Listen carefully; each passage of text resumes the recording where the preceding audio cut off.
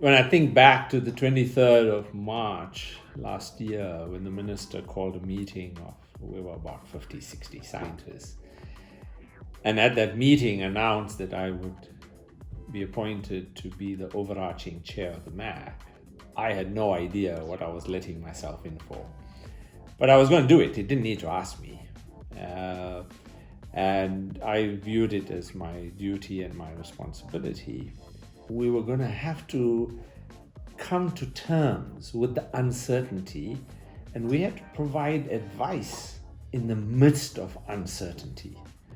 And so that became the big challenge, because we didn't really have research and studies and randomized controlled trials.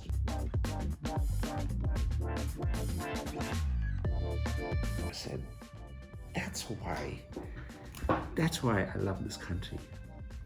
What happened is, because the reticulated oxygen had not yet been put in place, people went and brought their own oxygen generators.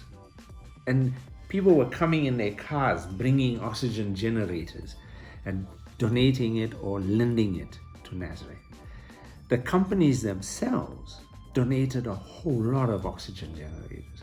So what was a crisis, and I was just picturing this, of people dying, and the next day it was people, ordinary people, not me, not scientists, not rich people, just ordinary people coming and solving the problem. So that for me was a day of crisis.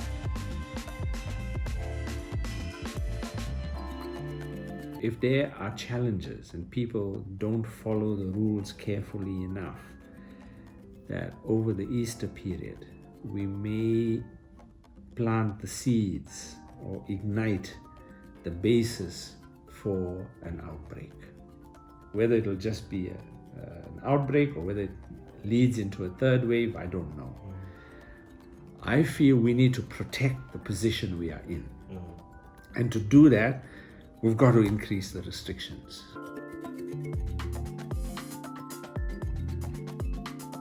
People are really concerned and anxious, and they want to get their vaccines. I can understand that, and I appreciate that. I've seen it across the board. The reality is that the world as a whole has only a limited capacity to manufacture vaccines. There are 8 billion odd people, and so far there have only been about 400 million vaccines made. So it's a very small proportion of vaccines that are made. So I'm of the view that it is unrealistic to expect that we are going to vaccinate 50% of our population when there's only 400 million vaccines, a small percentage of the whole world. How are we going to vaccinate 50% of our population? That means somebody else is not getting vaccines. So there's absolutely no truth to any of the speculation about any of the advice that I've given. I've always been open, honest, and truthful to the public. The minister, in my view, has done an exceptional job. I mean, his commitment and dedication has always been a beacon for me, and I will continue in that way. He and I, have a long collegial relationship over many years. That's not going to change in any way.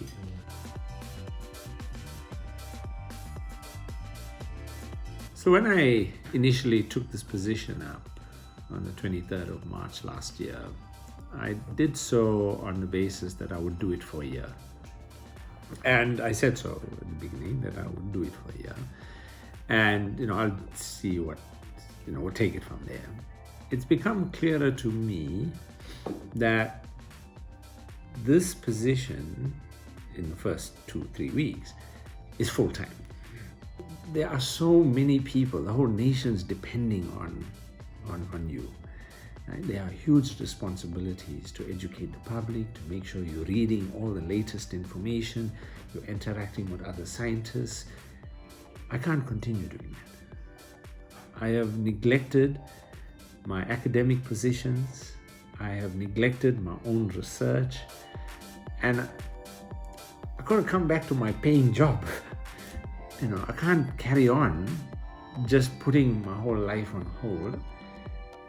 And the decision was sort of made for me in a way, in that we've been working so hard on this HIV antibody approach to preventing HIV as a stepping stone to an HIV vaccine. And I saw the preliminary results in the third week of February. And I just said, this is too important.